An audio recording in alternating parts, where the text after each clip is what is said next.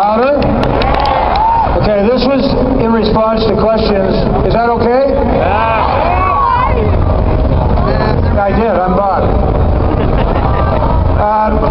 This was in response to questions as to whether I will attend Occupy Vancouver. Goddamn rights I am.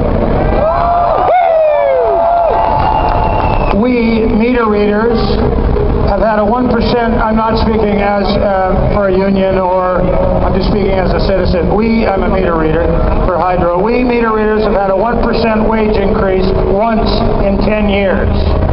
Well, the cost of living for all goods and services have risen yearly. And I'm in a union, for God's sake.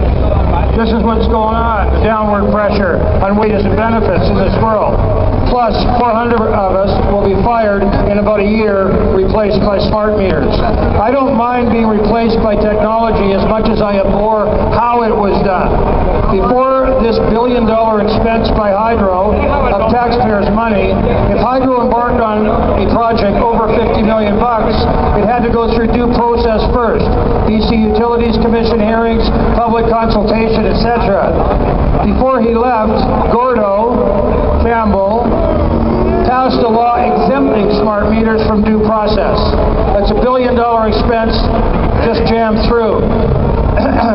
There are lots of concerns about these meters, safety and otherwise. Sleazy move. It's typical of global corporate power dominating world governments in escalating fashion since the 70s. All they need is puppets like Campbell who will give them whatever they want. Now Harper appoints him High Commissioner to London, where he can sell out Canada like there's no tomorrow. It's the first time the position has not gone to a career diplomat. It's also morally corrupt. It's a bad joke. So I love that these brave kids in New York have started this movement. The consensus among the best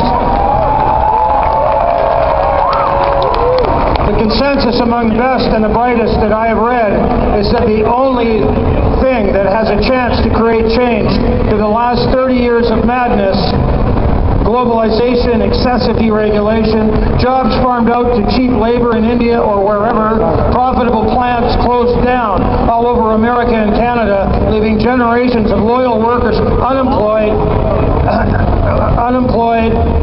massive downward pressure on benefits and wages, etc. And the only thing that is going to work is through massive civil protest, massive civil such as this, and massive civil disobedience. That's what it took to end the Vietnam War, and the civil rights movement of the 60s was fueled by non-violent public protest.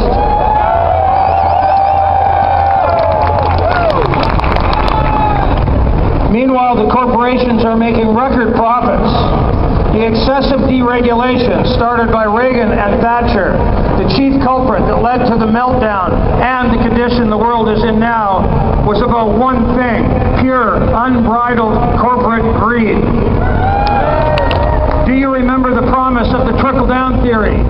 If you let us corporations police ourselves, meaning deregulate us, it will create huge growth in economic activity, and all that prosperity will trickle down in the form of jobs.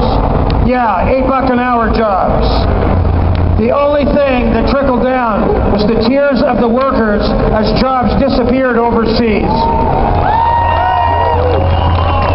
It was a purposeful lie then, and all the right-wing talk since has also been lies. This movement will express many things. We are not to get ourselves pigeonholed by one thing. So many things need to change. As Naomi Klein, the author of The Shock Doctrine, The Rise of Disaster Capitalism, said last week from the streets of New York, our system is crashing economically and ecologically. Let's hear more speakers, and let's enjoy this coming together of people who know it's broken. We need substantive change. Maybe let's start with re-regulation of Wall Street, not deregulation, which has proved to be a disaster. Thank you. We have the cooperation of the sun, which is a great thing. I'm an artist. How many singers, dancers, performers, actors drummers, guitarists are here right now. We're struggling.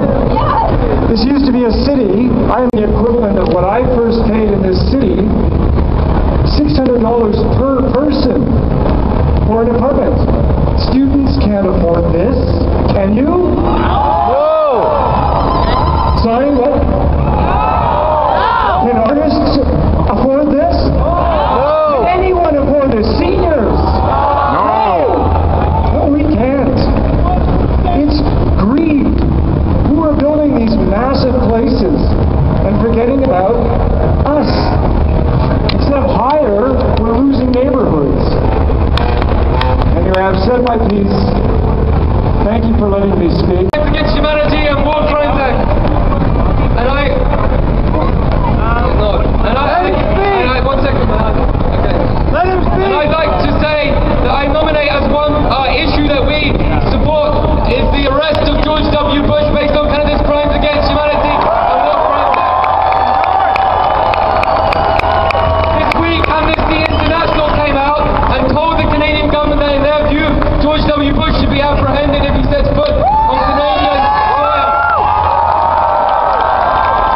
The mainstream media was saying this is just an issue of international law, as if it's an arm's length thing. But in the year 2000, we passed the Crimes Against Humanity and War Crimes Act in our parliament in Canada. And so we're the conservative ones on this issue. We're supporting the law that has already been enshrined, and it is those in the political establishment and the law enforcement system that won't do their jobs. They are failing to enforce the rule of law. Now, I'd like to mention also, I'm doing my MA thesis on the events of 9/11. I've been studying 9/11 intensively for 4 years, and I can tell you right now that Canada's participation in the 9/11 wars, in the illegal invasion of Afghanistan, is based on a big fat lie.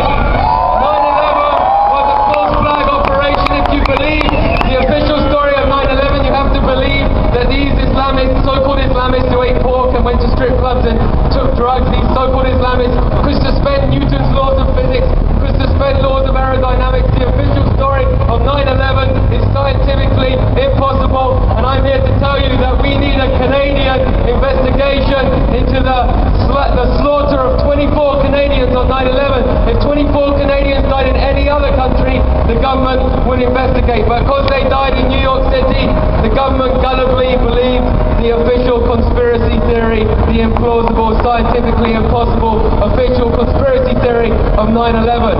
And so I'm saying I nominate a cause today that we should be promoting in our consensus community here, the arrest of credibly accused and self-confessed war criminals. Thank you very much.